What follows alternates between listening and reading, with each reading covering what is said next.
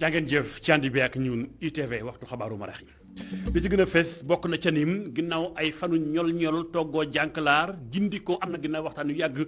diggante nguur gi ak syndicat ci wàllum njàng mi waxtaan am na ban xaatim ba tax lu diggoo lu ni mel tax na ci juróom-ñaari syndicat wu njàng mi juróom yi xaatim nañ bataaxal ba ni kon daañu dellu ci l'école bi jàngale lu ni mel mi ngi xew ginnaaw waxtaan gu am goo xam dañu ci ñëw sàng ci biir xabaar gam gën a yaatoo dañ ci bokk itam lu jëm ci appel bi ni waajal diggante Yoff Cambérène jàpp Ngor muy 142e anniversaire bi fi ñu toll nii waxtaan am na itam diggante nguur gi ak kilifa yi diine yi ngànk barab bu ni mel muy ab CRD lanu tënk teg bokk na ca ni fexe ba lépp tegu ci yoon dañ ci ànd ak gëstu soxna Aïssatou Kane ci biir xabaar yi. dañ ci bokk itam lu jëm ci Sénégal delluwaat nekkati champion ci Afrique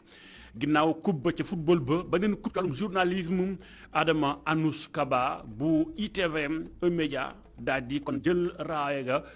ci li nga xam moo di coupe bu nu tegoon ci meilleur présentateur moom kon présentatrice bu ITV jël na ko ndax réseau bi ëmb journaliste yi ci Panafrique moo leen daal di woon amal ndaje gu ni mel dañu ci ànd ak Cheikh Sall ci biir xabaar itam.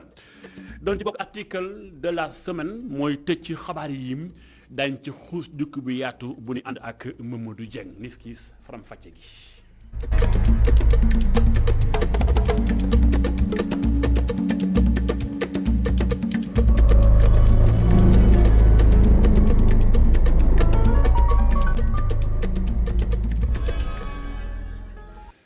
sant leen gërëm leen ci ànd beeg ñun ITV faram fàcce xabaaru marax yi ñu koy tàmbalee ci tiis wi dal ci Sénégal muy kon génn ko àdduna ko El Hadji Malick Sy Souris ginnaaw mbir mi xewee démb kon tey ji daal nañu koy waajal ngir kon jébbal ko borom bi mel mi ngi xew ci teewaayu ay kilifa yu mag ci wàllum tàggat yaram ndax moom sportif bu mag bi ministre bi ni wàllu sport Matar Ba ma nga fa woon naka noonu tamit ci teewaayu maître Augustin Senghor mi ngànk fédération de foot bu Sénégal waaye tam président bu ONCAV di Amadou Kane ak mboolem kilifay football bu Sénégal jàppale di kon jébbal nanu ko borom bi ci sëggu Yoff yi ci turu groupe E-Média del way kaddu njaa di ko jébbal mboolem njaboot gi waaye tam ñi mbokkal yëngu ci wàllum sport ci biir Sénégal gi leen xabaar yi wéy lii mi ngi soxal mbirum njàng mi ginnaaw daanaka ay fan ci wàllum nux jàppal bàyyil amoon diggante seen qualifié nguur gi ci wàllum njàng mi waxtaan am na yàggoon na waaye gindi ko mujj naa am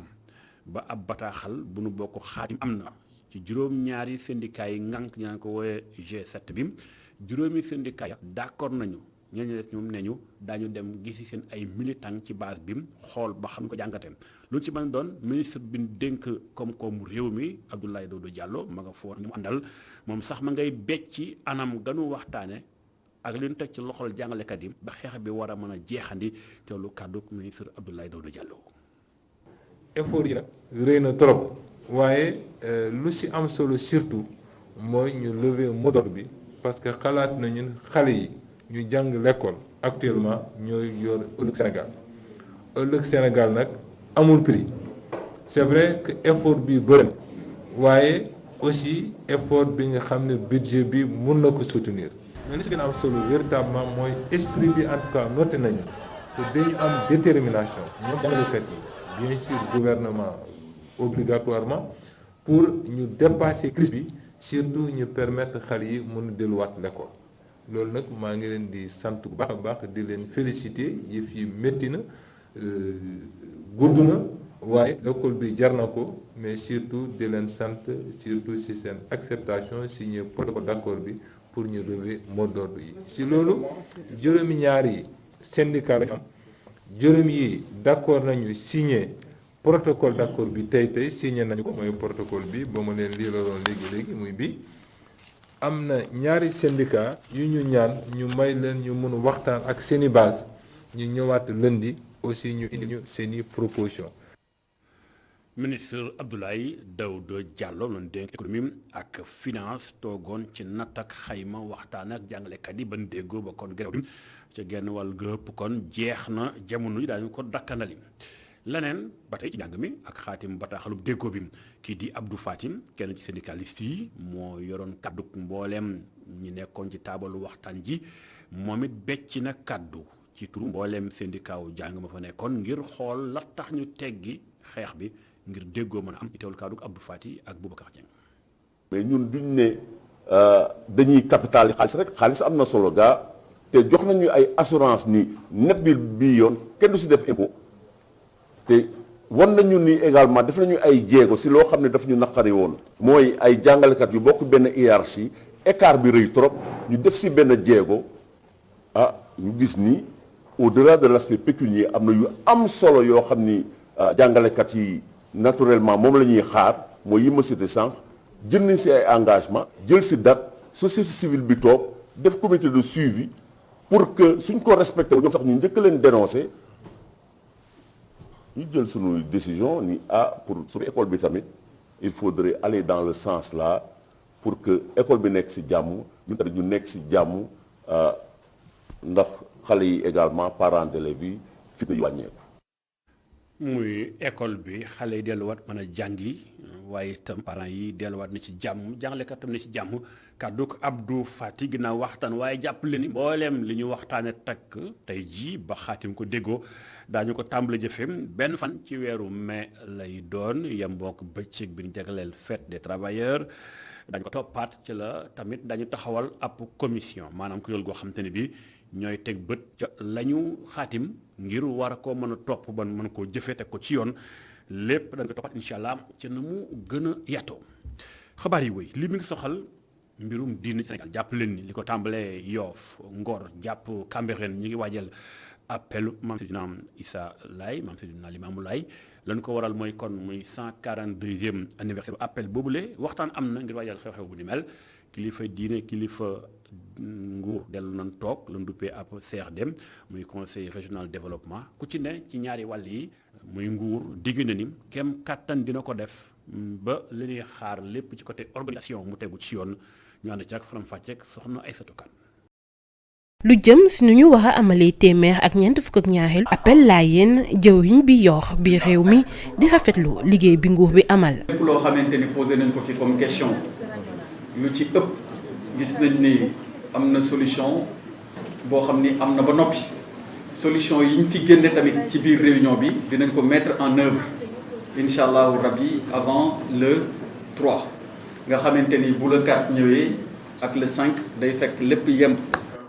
ab CRD bu ami ñeexital ndax lu ëpp ci sàkkuteef ñi yor organisation wu appel bi nguur bi jàppale na leen ci. ëpp ci suñuy sàkkuteef mën nañu wax am nañ ci satisfaction li concerné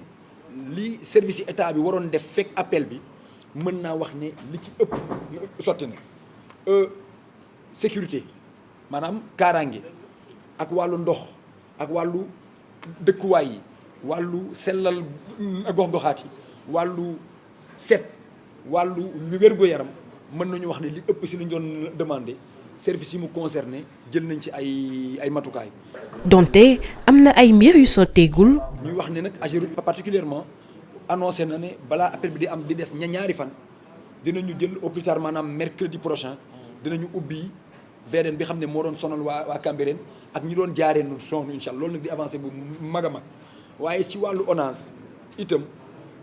am na problème. parce que ñoom dañoo wax ne par rapport ak camion vidange yi si wàllu set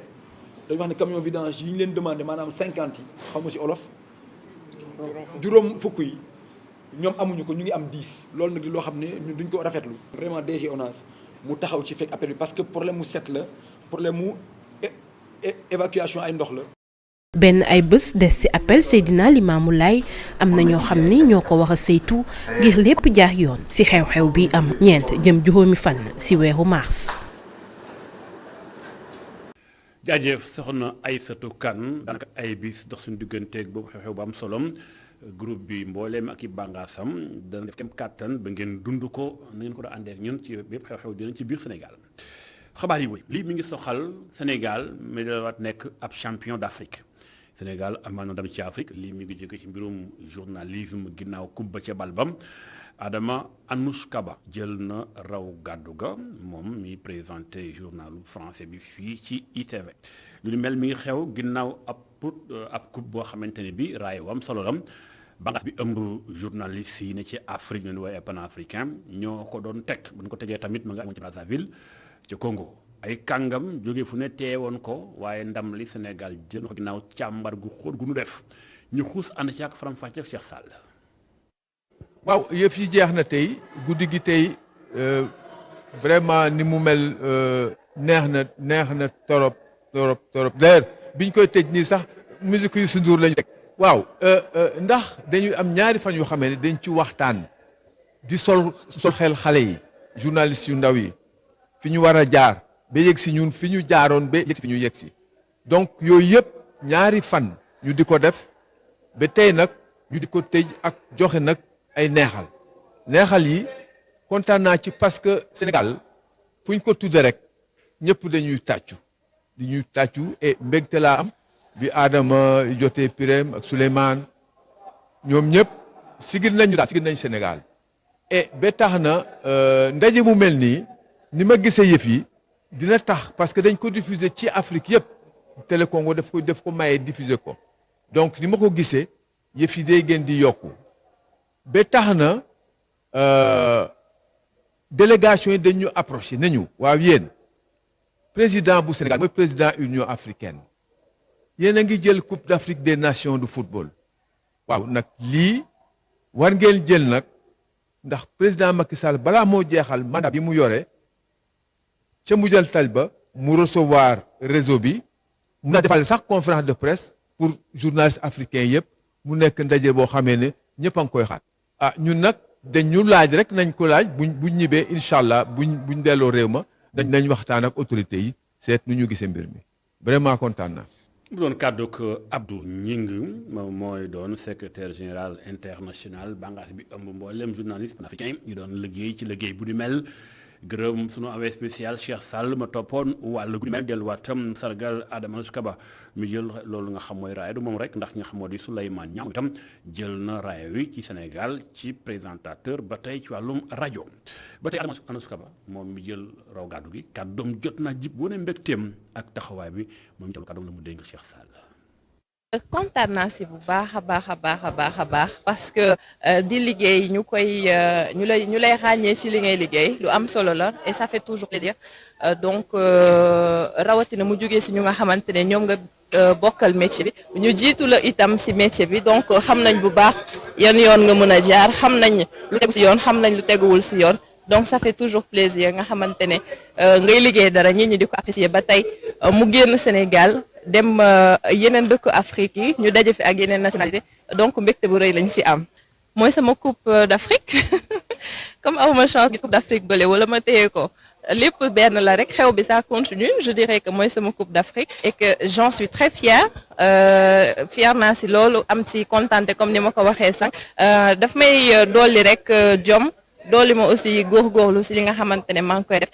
ñi nga xamante ne ñoom laa ko sekk ñi may liggéeyee jàppale ma si bu baax a baax te sonaluñ ma si dara.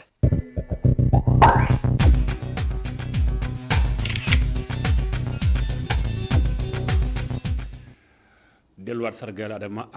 Kaba yàgg nañ nataal bi leen di jagleel saa yéen tolloo ci waxtu yu mel nii muy xamleel na kenn ci jàmbaaru Sénégal ci ab waxambaane la bopp. jot naa tëmb ci gaal gi ñeenti yoon ngir jéem a dem ca Barça doon te ñu bari dañu fa fi yàgg Barça waaye moom ba mu dikkaatee Sénégal dafa daal di teg ma ngay ëw ngir mën a daan dooleem koccal kooku mooy kan nu muy liggéey jamono ji tembeem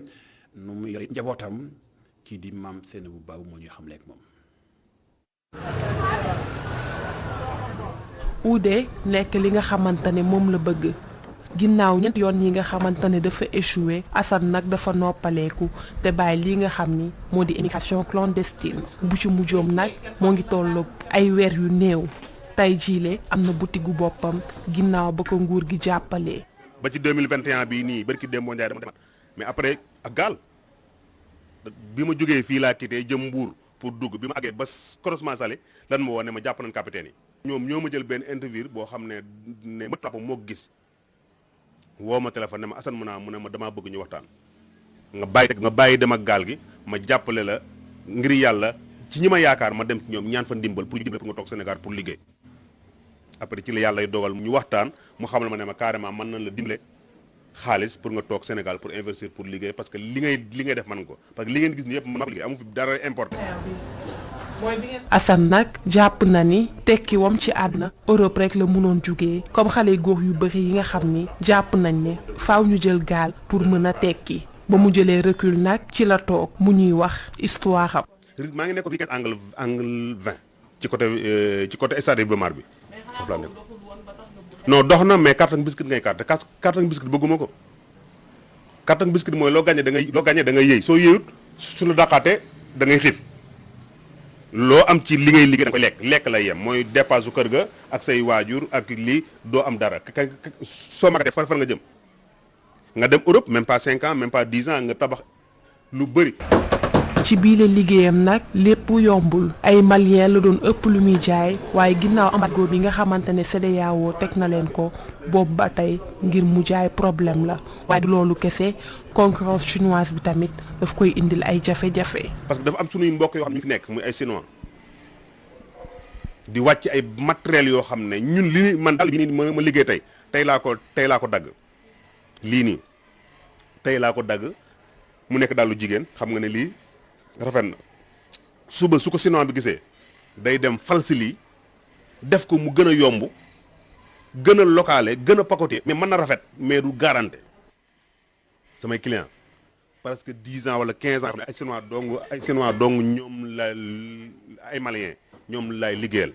mais maliens yi yàlla dogal na actuellement ni seen frontière ak ñun daa tëj 1 mois ngi nii parce que sama liggéey li ma teg yëpp ay sogu dàll la demul fenn. Assane nag di sant yàlla bu baax ginnaaw ba mu indiwaatee xelam ba mu toog fii di entreprendre waaye moom mii le nag fàttewul benn yoon jafe-jafe yi nga xamante ne moo ngi ci àdduna bi ba tax na moo ngi woo nguur gi ñu gën di jàppale ndaw ñi.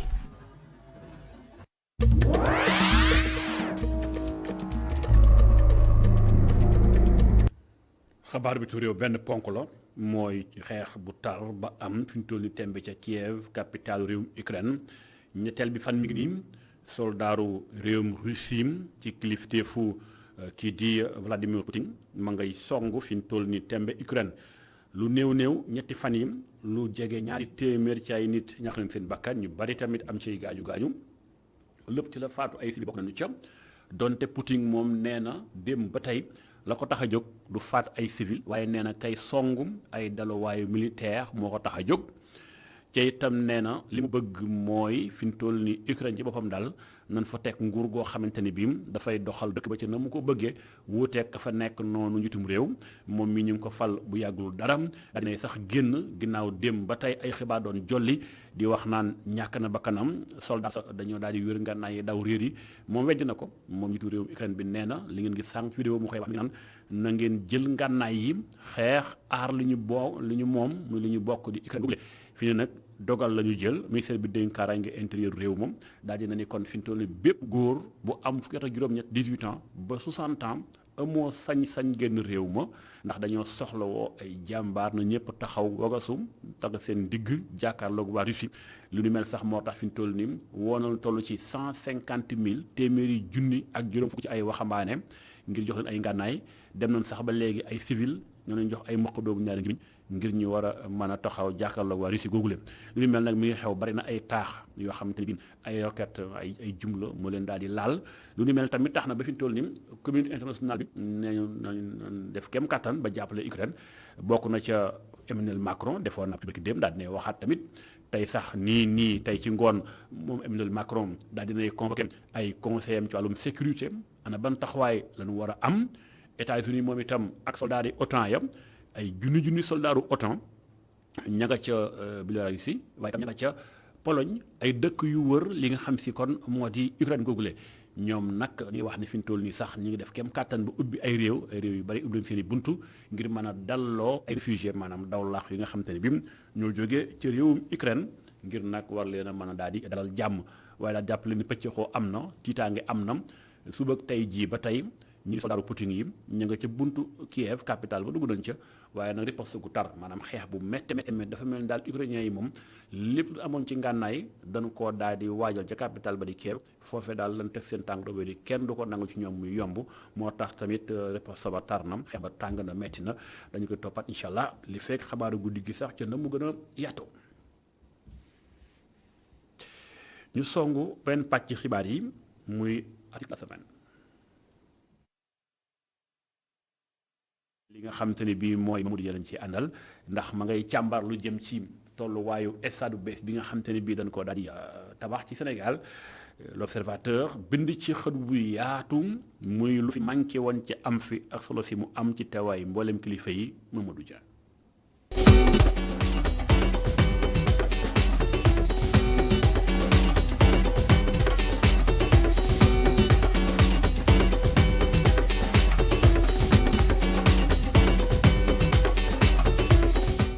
juróom fukki junni nit ñoo xa ci biir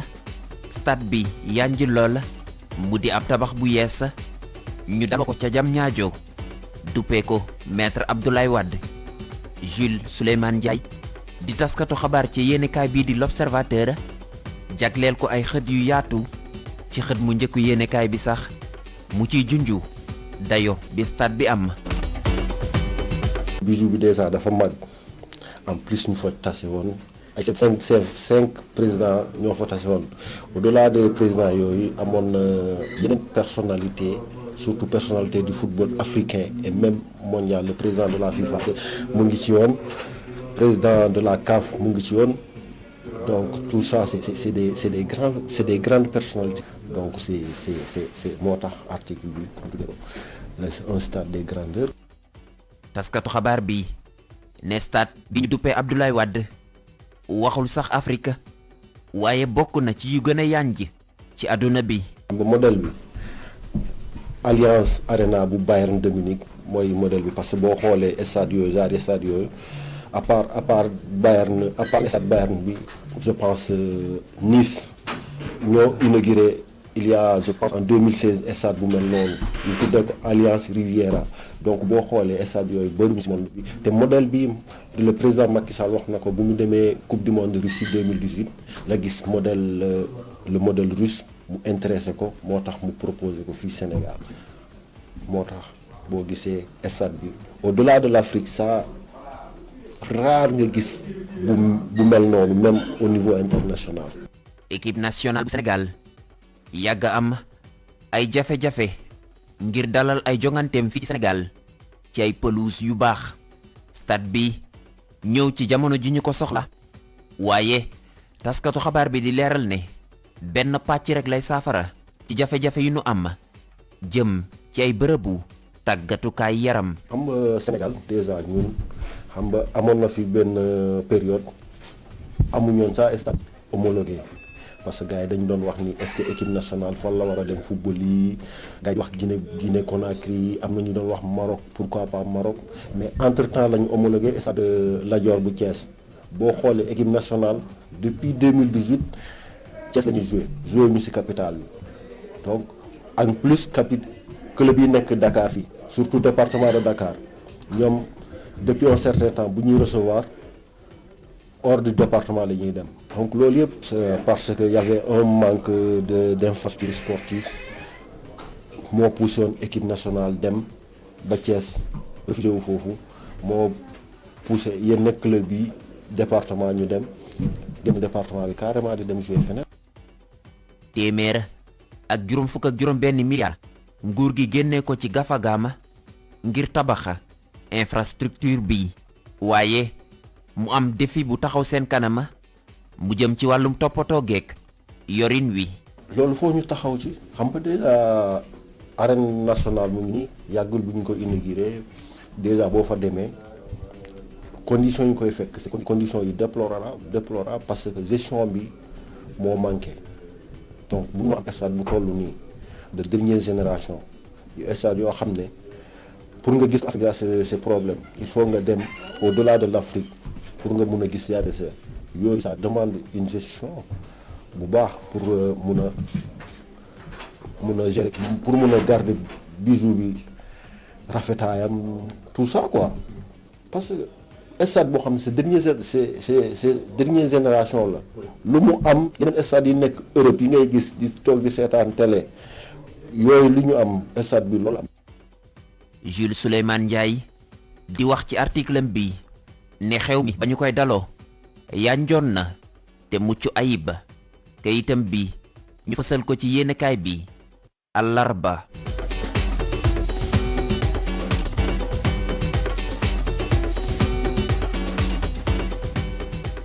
Mouhamadou Dieng jaajëf moo ñu doon toppal stade ba ca ak xët ma ca l'Observateur xëy becc ñu gërëm ko ci liggéey bu ni mel waaye itam gërëm leen ci ànd beeg ñun yi TV li mu tëj xabaaru marax yi da leen bàyyi ak programme bi doxal ba ci kanam dañu taat incha allah xaaju guddi 0 heure jukki xabaar lay doon ba ci kanam jaa ngeen jëf